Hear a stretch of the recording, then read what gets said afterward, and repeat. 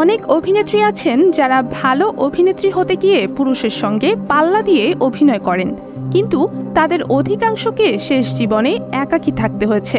তারা ভালো অভিনেত্রী হতে গিয়ে জীবনসঙ্গীকে হারিয়েছেন। আমি মনে করি নারীরা কখনো পুরুষের ওপরে তো দূরের কথা, তাদের সমান হতে পারে না। তাদেরকে পুরুষের কাছে আত্মসমর্পণ করতেই হয়। কথাগুলো বলেছেন বলিউডের জনপ্রিয় অভিনেত্রী প্রীতি জিন্টা। প্রীতি জিন্টা আরও বলেন, সব সময় আমার পরিবারকে সময় দেওয়ার চেষ্টা করে এসেছি।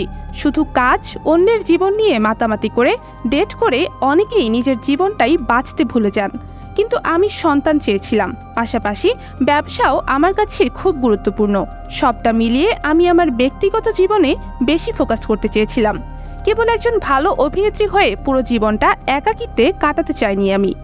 তিনি আরও বলেন, যেসব নারী কাজ করেন তাদের সবাইকে বলতে শুনেছি আমি সমতা চাই, আমি একজন পুরুষের মতো কঠোর পরিশ্রম করতে চাই।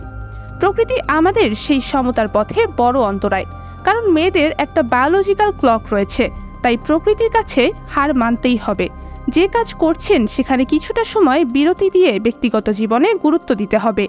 এখন আমার বাচ্চারা 2.5 বছরের হয়েছে, তাই আমি আবার কাজে ফিরেছি।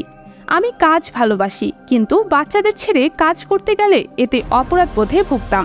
বারবার মনে হতো যে সময়টা হারিয়ে ফেলছি তা আর ফিরে পাবো না। আমার মেয়ে গিয়া এবং আমার ছেলে জয় আমার দিকে তাকিয়ে বলতো, মা প্লিজ আমার সাথে থাকো, এবং আমিও ওদের কথা শুনে কেঁদে ফেলতাম।